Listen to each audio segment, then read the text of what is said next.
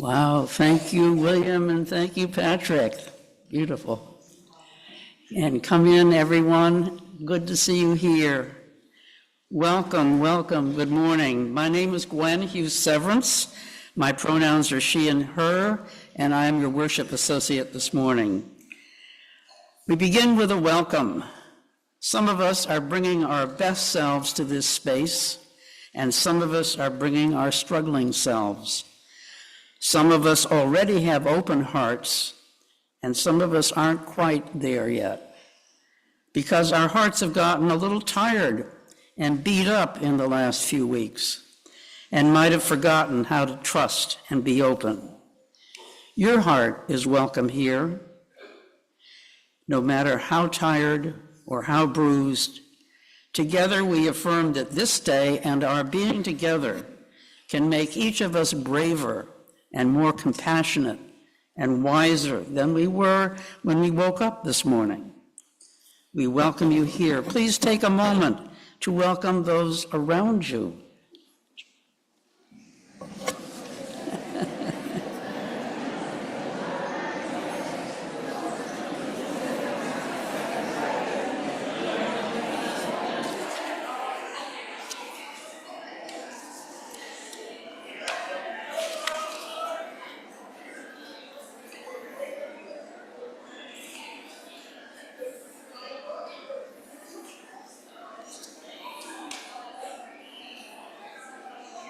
So next comes the ask. You all know what that means. If your email box has been anything like mine, flooded daily, hourly with requests. So here's ours. Every week we lift up the spiritual value of generosity by taking an offering for the ministries of this congregation. Our community continues, and the need for ongoing support continues as well. I urge you to consider navigating to the USNH website, usnh.org, to make a donation, or they can be sent by mail to the Unitarian Society of New Haven, 700 Hartford Turnpike, Hamden, Connecticut, 06517. Or you may make your offering right here in the service as you leave. There'll be people in the back with offering plates, and whichever way you choose to give, your offering is received with gratitude. Every week we lift up the spiritual value of generosity. Sorry, I did that already. So, announcements. It's Soup Sunday. Please stay for for soup lunch in the social hall out there through the double doors. And if you're here visiting for the first time or perhaps new enough to USNH that you have questions about Unitarian Universalism and our congregation, grab a bowl of soup and some bread or a cup of coffee or tea in the social hall, and then join us today in room 209 upstairs on your left for our monthly visitors chat right after the service. This is an opportunity for a quieter chat outside the social hall. Children are welcome to attend, sponsored by the Connections team, formerly the membership team. Now, thank you to everyone who has participated in the UU The Vote activities with postcards and phone calls and door knocks, and there's still time to do something before the election by calling voters using the Center for Common Ground online platform.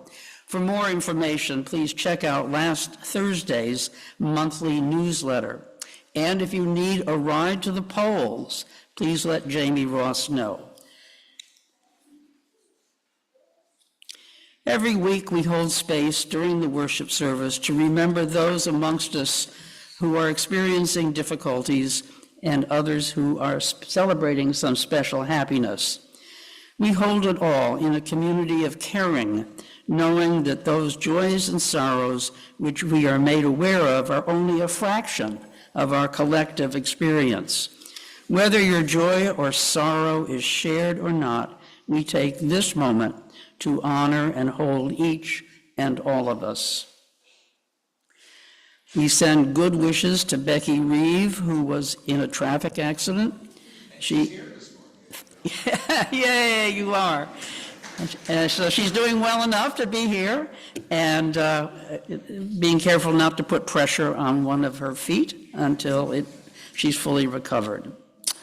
All right, and a call to worship, I think, is yours. Is mine?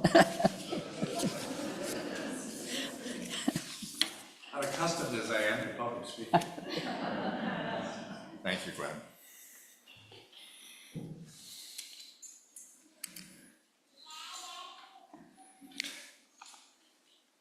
There's an old prayer that begins, "Save us from resignation to violence.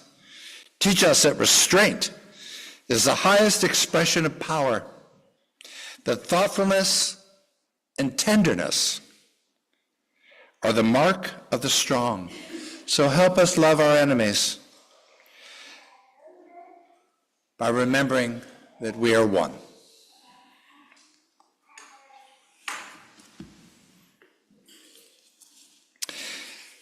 Please rise as you are willing and able for hymn 131, Love Will Guide Us, 131 in your gray hymnal.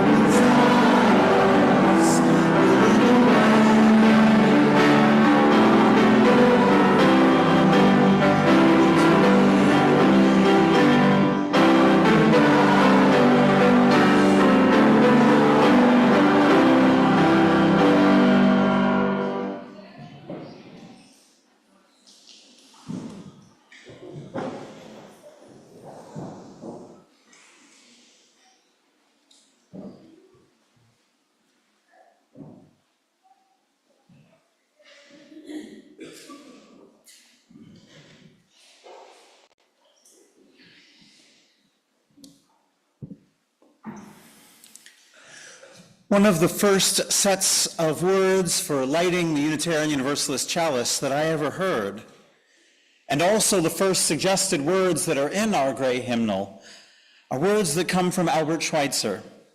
Many of you are probably familiar with them. They read, "At times our own light goes out and is rekindled by a spark from another person. Each of us has cause to think with deep gratitude of those who have lighted the flame within us." I'll share with you that Schweitzer's words are more important to me this week than at any other time that I can remember.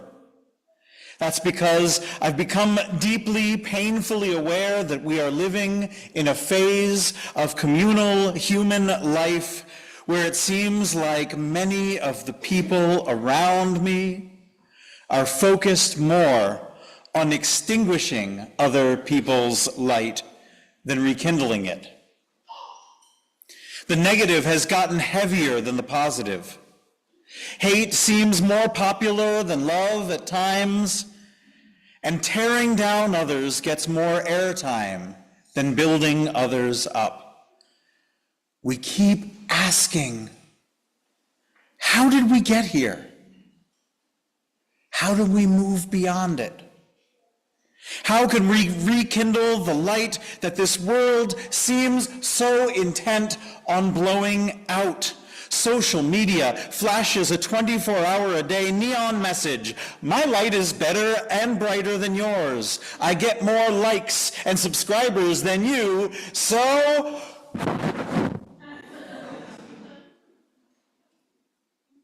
Yet still,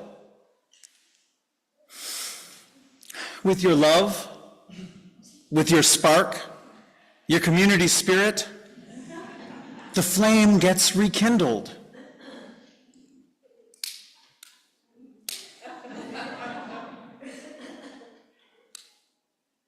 Thank you. People whose paths we cross sometimes have different loyalties, different colored hats, different yard signs that no longer simply say, I respectfully disagree with you, but rather, you should be extinguished, wiped off the face of the earth. So, but again, still, with your love, with your spark, with your community support, the flame once again gets rekindled. Thank you. Leaders and candidates, both locally and nationally, tell us that our health care, our vote, our institutions, our independence, our democracy, our bodily autonomy, and even our very existence doesn't matter. So,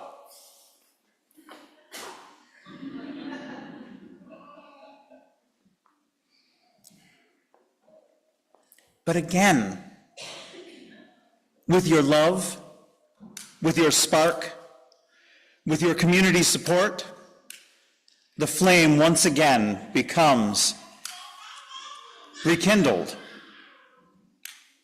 Thank you, Indigo. My friends, what lights the flame within you? Is it action taken for what you believe? Is it connection with others, with love at the center? Is it a sense of urgency that calls you to love more deeply and completely than ever before? Is it knowing that others will rekindle your light if you find its glow waning in the wind? No matter which way the wind blows in the times that lie ahead, please know that you have light within you, and I, and we will be there to rekindle it. So, in that spirit, let us carry our light, and let us sing our young people on to their classes this morning with the light of love, connection, and justice guiding their way. Let us sing together, "This Little Light of Mine." This little light of mine, I'm gonna let it shine. This little light of mine, I'm gonna let it shine. This little light of mine, I'm gonna let it shine. Let it shine, let it shine, let it shine. This light of mine, I'm gonna let it shine.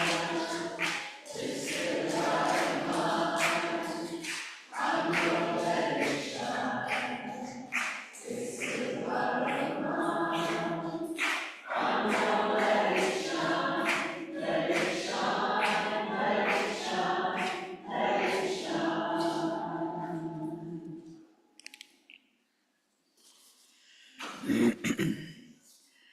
Covenant lies at the center of how Unitarian Universalists gather in community. We are united not by a particular set of beliefs, but by the promises we make about how we will be together, how we will treat each other, and how we will seek to mend relationships when we fall short of our aspirations. Each week we recite together a brief version of our covenant. I encourage you to read the full covenant on our website. While the following words express our intentions in writing, our true covenant lies and breathes in our actions. Please join me now in reciting the words that appear in your order of service or in the chat on the live stream. We covenant together to create and nurture a culture of respect and kindness, and to engage in the spiritual and everyday practice of loving more generously. To this end, we will strive to be open, value differences, listen deeply, use kind language, speak truth, work with conflict, seek humor and joy.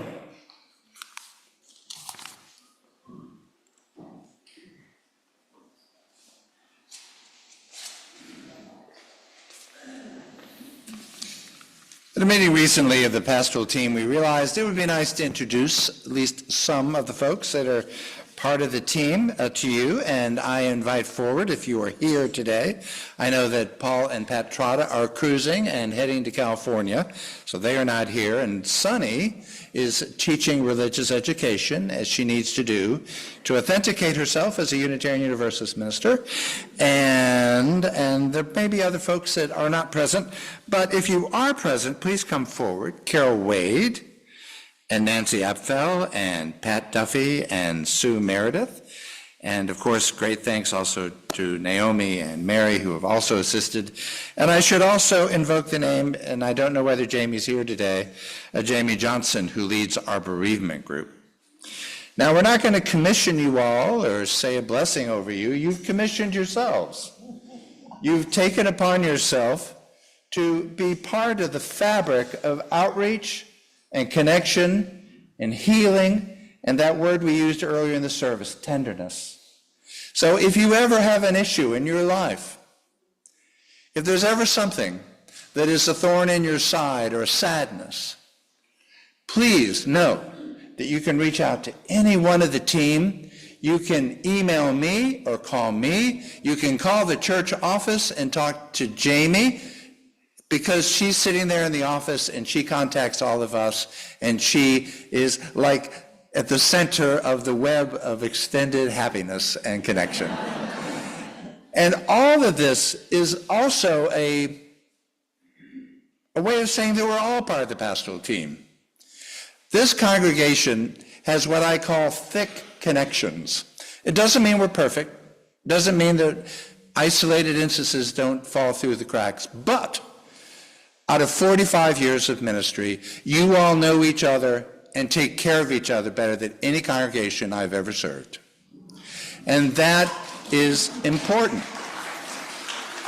So in that spirit, and I'm going to open up the hymnal so you all can read with me, we're going to share a reading that feels wildly appropriate for this particular Sunday. It's 507.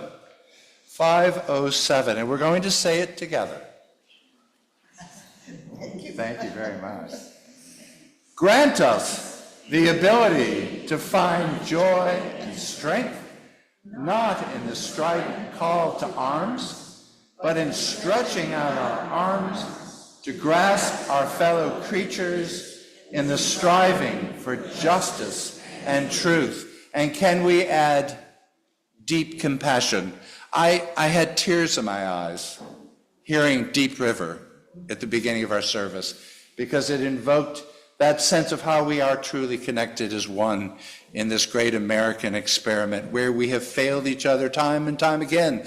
But the promise and the poignancy, it just brought tears to my eyes. Thank you all. You represent a great cloud of witnesses. Thank you.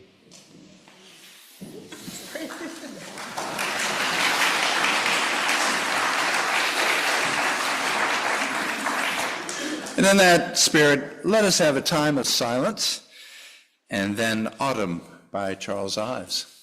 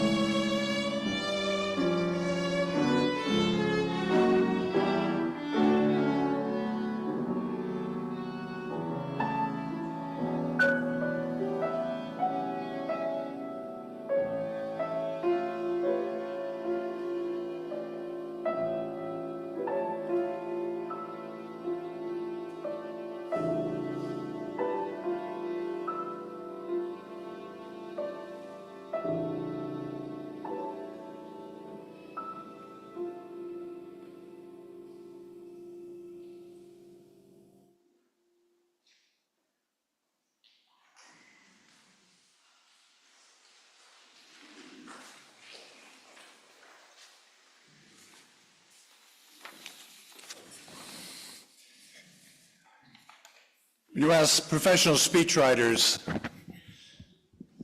what is the speech that they most admire?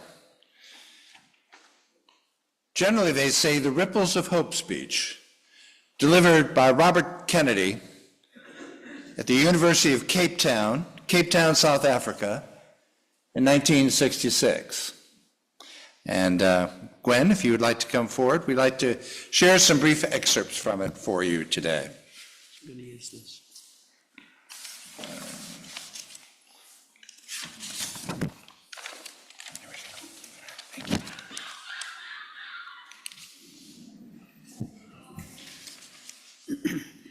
At the heart of that Western freedom and democracy is the belief that the individual man, the child of God, is the touchstone of value, and all society, all groups and states exist for that person's benefit. Therefore, the enlargement of liberty for individual human beings must be the supreme goal and the abiding practice of any Western society. For 2 centuries, my own country has struggled to overcome the self-imposed handicap of prejudice and discrimination based on nationality, on social class or race, discrimination profoundly repugnant to the theory and to the command of our Constitution. Thousands every day denied their full and equal rights under the law, and the violence of the disinherited, the insulted, and the injured looms over the streets of Harlem, of Watts, and South Side Chicago. We have passed laws prohibiting discrimination in education, employment, in housing, but these laws alone cannot overcome the heritage of centuries of broken families and stunted children and poverty and degradation and pain. So the road toward equality of freedom is not easy, and great cost and danger march alongside of all of us. We are committed to peaceful and nonviolent change, and that is important to all to understand, though change is unsettling. And we must recognize the full human equality of all of our people, before God, before the law, before the councils of government. We must do this not because it is economically advantageous, although it is, not because the laws of God command it, although they do, not because people in other lands wish it so. We must do it for the single and fundamental reason that it is the right thing to do. In a few hours, the plane that brought me to this country crossed over oceans and countries that have been a crucible of human history. And in minutes, we traced migrations of humanity over thousands of years. Seconds, the briefest glimpse, and we passed battlefields on which millions struggled and died. We could see no national boundaries, no vast gulfs or high walls dividing people from other people. Only nature and the works of humanity, homes and factories and farms, everywhere, reflecting our common effort to enrich lives. Everywhere, new technology and communications brought us closer together. And now this new closeness is stripping away the false masks, the illusion of differences, the illusions that are at the root of injustice and hate and war. Only earthbound humanity still clings to the dark and poisoning superstition that our world is bounded by the nearest hill, that our universe ends at the river's shore. Our common humanity is enclosed in the tight circle of those who share our town and views and the color of our skin. But the help and leadership of South Africa or the United States cannot be accepted if we, within our own countries and in our relationship with each other, deny individual integrity, human dignity, and the common humanity of all, if we would lead outside our own boundaries, if we would help those who need our assistance, if we would meet our responsibilities to all, we must first, all of us, demolish the borders which history has erected between us, barriers of race and religion, social class, and ignorance. Our answer is the world's hope. It is to rely on youth. The cruelties and the obstacles of this swiftly changing planet will not yield to obsolete dogmas and outworn slogans. It cannot be moved by those who cling to a present which is already dying, who prefer the illusion of security to the excitement and danger which comes with even the most peaceful progress. This world demands the qualities of youth, not a time of life, but a state of mind, a temper of the will, a quality of imagination, a predominance of courage over timidity, of the appetite for adventure over the life of ease. Each time a person stands up for an ideal or acts to improve the lot of others or strikes out against injustice, that person sends forth a tiny ripple of hope. And crossing each other a million different centers of energy and daring, those ripples build a current that will sweep down the mightiest walls of oppression and resistance. Thank you. And now this morning's anthem.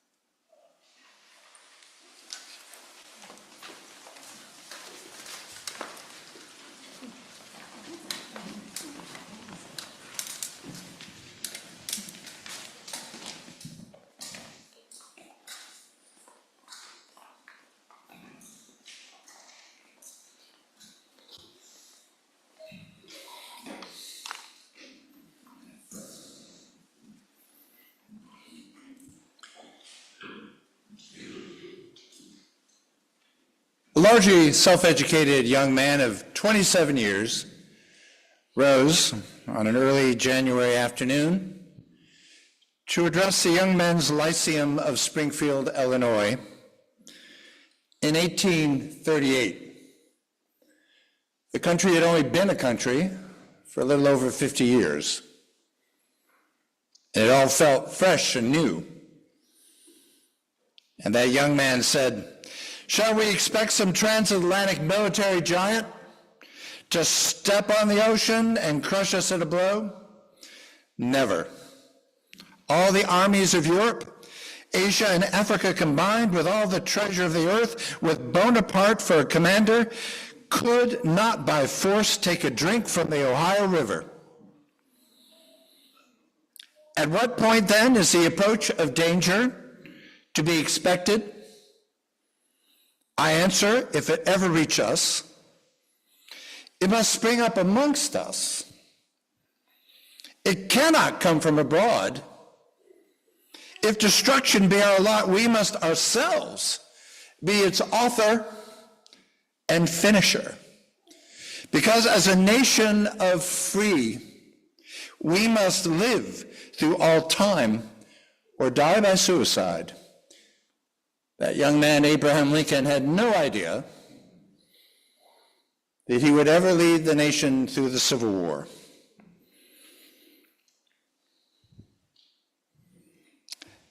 There's another story I'd like to give you, and I feel a little bit like Rachel Maddow this morning.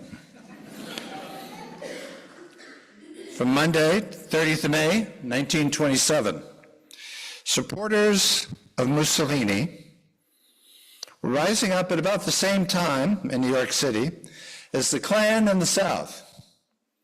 And they were calling themselves American fascists. And about 1,000 people got into a violent melee in Queens, New York.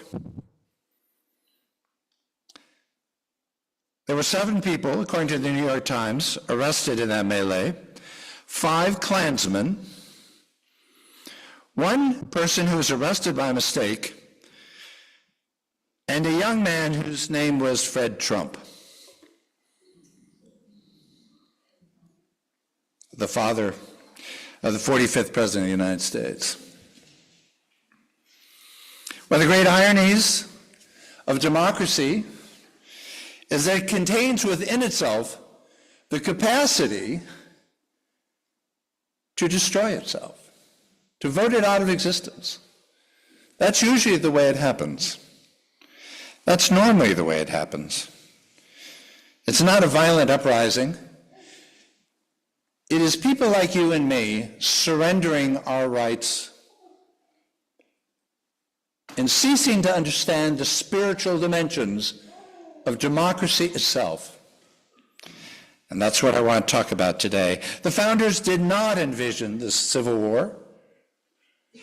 They thought somehow, naively, that the country would somehow transcend the passions and the pain of the enslavement of millions of their fellow citizens. But what they did fear, and what they desperately tried to avoid in every structure of this new nation that they could conceive of, in checks and balances and a strong judiciary, everything they could think of, was the rise of a tyrannical regime within that new democracy. That's what they feared.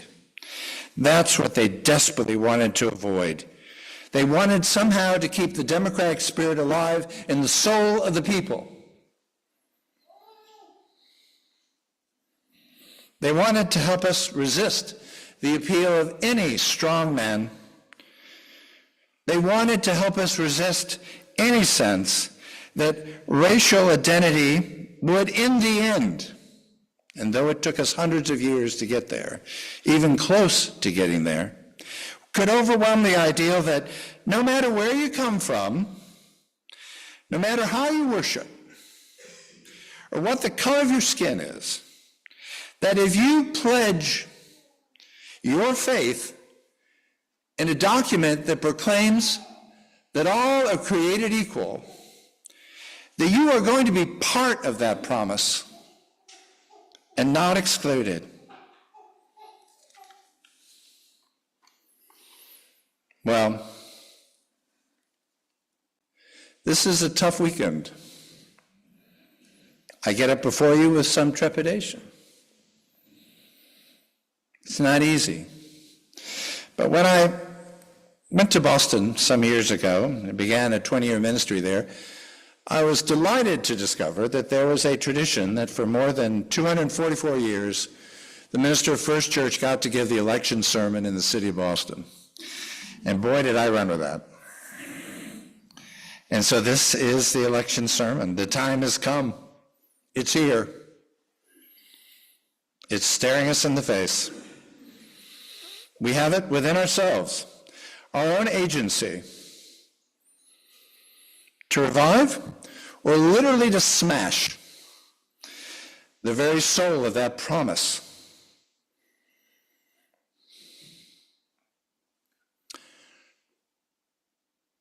Sinclair Lewis wrote a novel in the 1930s called It Can Happen Here.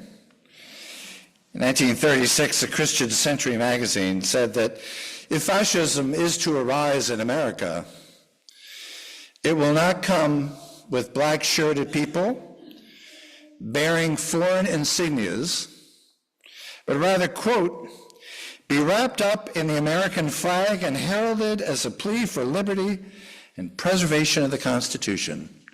And so it has proved to be.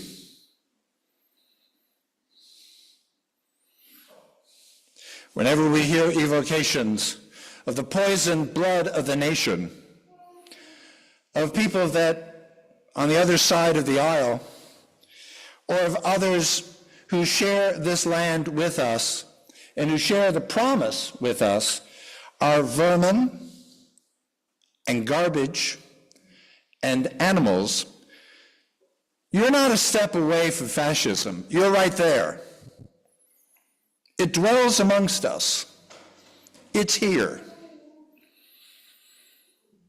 And when you start talking about the enemy within and the structures of America that the forefounders desperately tried to protect us from and protect ourselves from ourselves, every time you hear evocations of it is time to clean out our country and to reintegrate the blood of the people, those are desperate times. And I submit to you that this is not a political lecture, nor is it punditry. It is a sermon. It is an evocation of precisely the spiritual values that lie at the heart of democracy that we need to pay attention to. I have spent many sermons talking about the separation of church and state, and I take it seriously. What I haven't done, and what we perhaps as a movement have not done enough, is to understand that there are spiritual values at the very core of the democratic promise. We were created equal. This is not a proposition that you can prove. This is a faith assertion. When we say, as Unitarian Universalists, that we believe in the worth and dignity of every person, this is a spiritual assertion of the highest order. You can't prove it scientifically. It's a matter of the heart. And it matters more than we can know.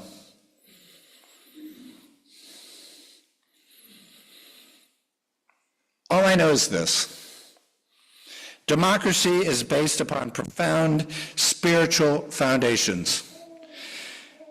That is why, as a Unitarian Universalist, with all my heart and soul, I believe in it, not because I read it or learned of it in a civics class, because it's at the very heart of my faith, that every voice and every soul and every voice matters. George Carlin, the comedian, once said that Sometimes it's hard to believe in the American dream because you can only believe in it when you're asleep.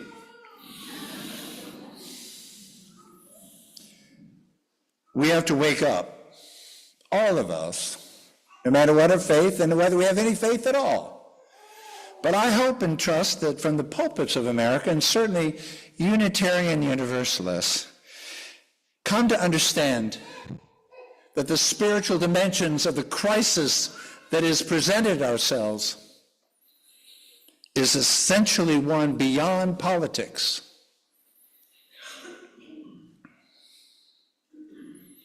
It's beyond the thin walls of the Unitarian Society of New Haven.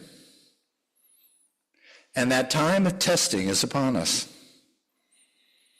And so we have to step into the moment, understanding, like Lincoln tried to tell us as a young man at 27, that it is in our hands to preserve this promise.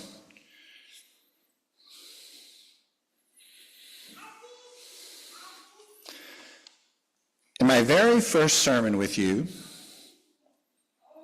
I invoked a man named James Luther Adams. He is, I think, the great philosopher of our movement, right next to Emerson.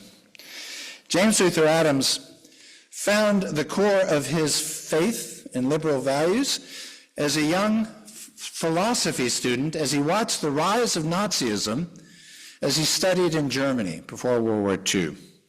And when he came home, he tried to tell us across a full generation, and I'm very lucky that I was able to meet James Luther Adams before he died. He said that we, and he's speaking directly to us as Unitarian Universalists, we need conversion within ourselves. Only by such a revolution can we be seized by a prophetic power that will enable us. Only by such conversion can we be possessed by a love which will not let us go. Yeah, we're imperfect, and we're fragile, and we're finite, but we're being asked to choose. And only when we choose do we enter into the truth of who we are. Only then do we enter into reality. This is an inner power that reflects our light. It was not by coincidence that we sang our children out with the spiritual, "This Little Light of Mine." That is part of what it means to be part of a love that will not let us go. And when you choose, when you hang on to that love, then you are understanding what James Luther Adams said as he observed the rise of fascism and Nazism in Europe before the rise of the Second World War, that religious liberals must at last struggle, and these are his words, struggle to change history, not to be pushed around by it. I love that. It's strong, it's stringent, it's bracing, but is fundamentally true. But it's far more than our faith as Unitarian Universalists. We're casting a very broad net this morning, and you have to. Lincoln said in the second year of the Civil War that the stakes were much higher than in the American experiment. He said, quote, "It is for a vast future also." And I would submit that the events of the next week, and they will extend far past Tuesday, the next weeks are also for a vast future also, for the American experiment. And as I said, this is not about political science. This is about the recovery effort of the soul of democracy. Terry Tempest Williams, the ecologist, writes, "The human heart is the first home of democracy. It is where we embrace our questions. Can we be equitable? Can we be generous? Can we listen with our whole beings, not just our minds, and offer our attention rather than our opinions?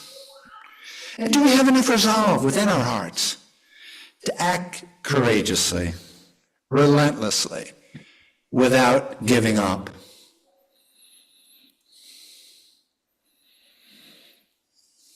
This is so important. This is not exclusively an American travail. It lies at the very heart of the human heart, the core of who we are, the light within. There is in Judaism a doctrine, an idea called Ner Tanyad. It is a reflection of the light within, which is infinite, but may also be known as being shareable. You might have heard it reflected in Psalm 130. The enfolding of your hearts give light. It gives understanding.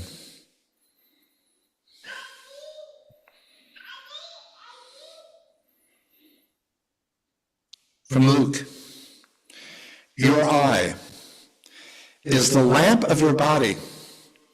Your whole body is full of light.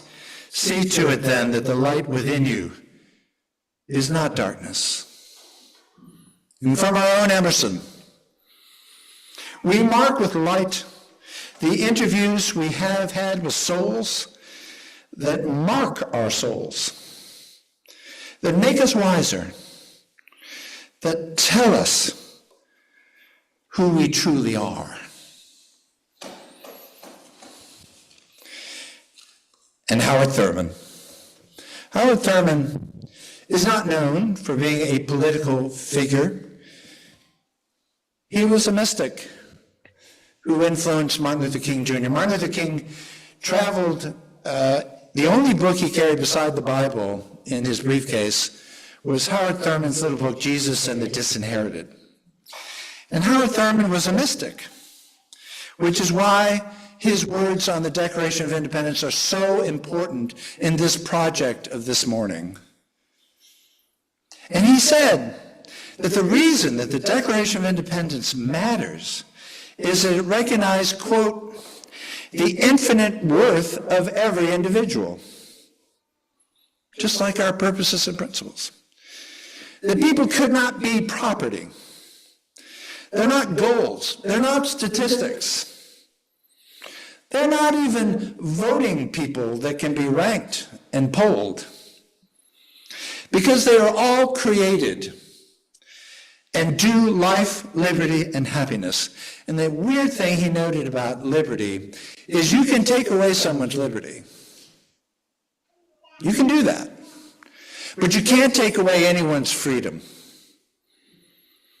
And as we noted at the beginning of the sermon, the irony at the heart of our predicament is we can take away our own freedom.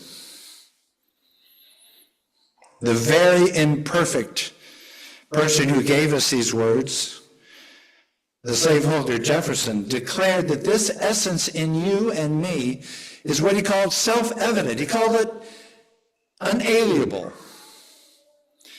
And in the rise of American fascism before World War II, Thurman noted that there were impulses within our story that would make, quote, a natural for a would-be demagogue. It could be surefire. Tyranny can be defeated, he said, only when there's some kind of transcendental faith. It is the basis, the incentive for integrated action. This is not a political assertion. It is a religious one. Equality is not provable. It is an assertion of the human heart. And more than just this, he said, you've got to concentrate on more than just the life you find within you. That light is important. It's precious. It's self-evident. It's inevitable. It is inalienable. But he said that there's something far beyond that. It's part of that transcendent faith he invoked. He said that there must be an aliveness of life itself that we can give our hearts to and that we can protect. And this is not an abstraction or a philosophical assertion. Real democracy is based on real sacrifice.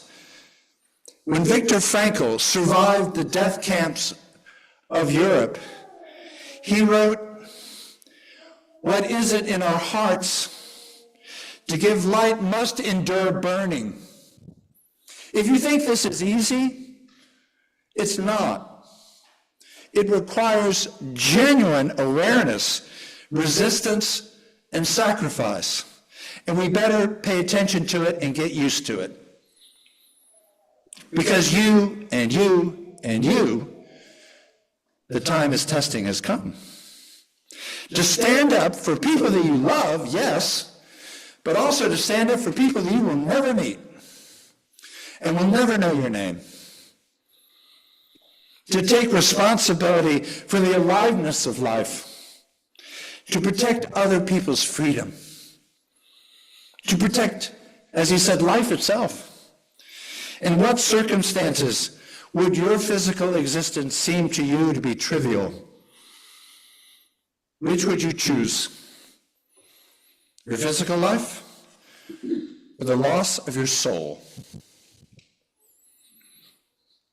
To break through the sleepwalking, to recoil and recall others some casual cruelty and raw prejudices, to reclaim the essence of democracy, which is that promise.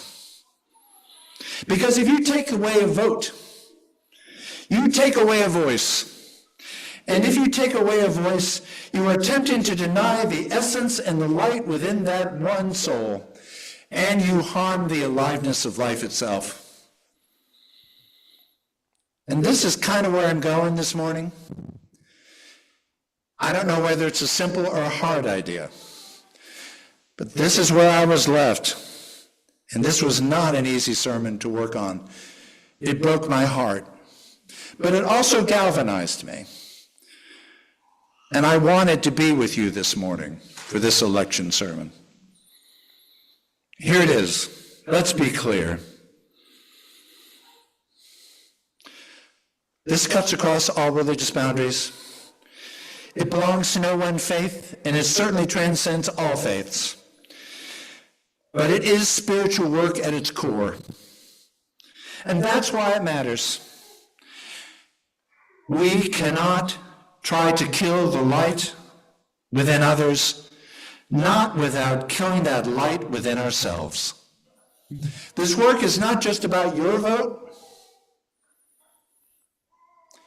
It's about saving one another so that this light will not be extinguished, so that we do not willingly give away not just our light, but our agency, our willingness to stand together. Elizabeth Cady Stanton, the universalist and feminist, said, "We fear the opinions of others and then sometimes hesitate to tell the truth.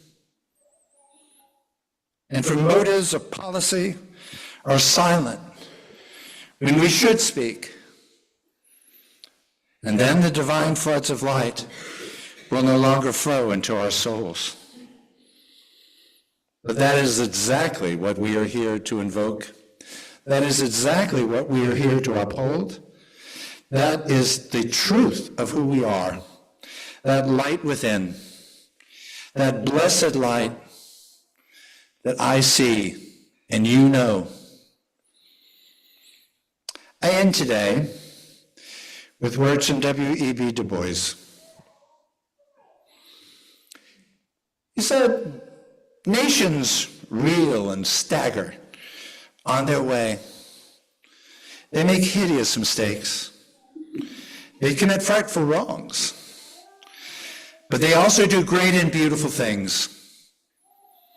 And shall we not best guide humanity by telling the truth about all this as far as your truth is ascertainable? Your truth is your light.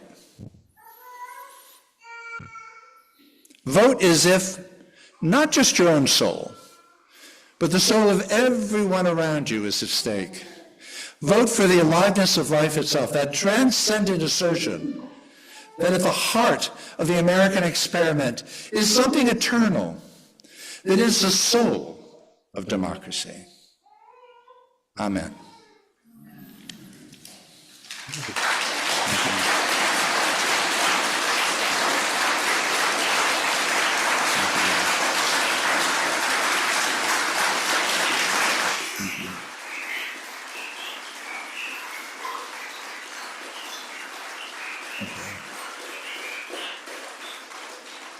Oh, that was fun.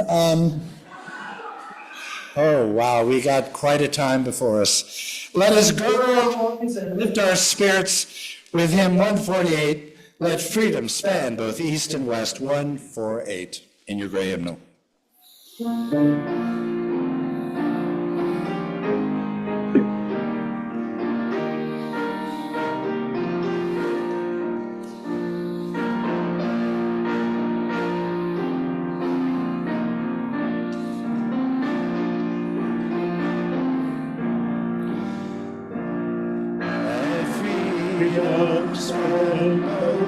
East and west, and love both north and north, in universal fellowship throughout the wide world. In beauty, wonder, everywhere, let us communion find. Compassion be the golden cord, close binding humankind. Beyond all barriers of race, or color, caste, or creed, let us make friendship our God and faith and team. And east and west shall meet and share, and south shall build with north. One human commonwealth throughout the whole. And share with me words in your order of service as we extinguish our chalice. We extinguish this flame, but not the light of truth, the warmth of community, or the fire of commitment. These we carry in our hearts until we are together again. And now may peace, which passes all understanding, keep your hearts and minds in the knowledge of love. May this peace be yours in the week to come. Amen. The revival, Charles Ives.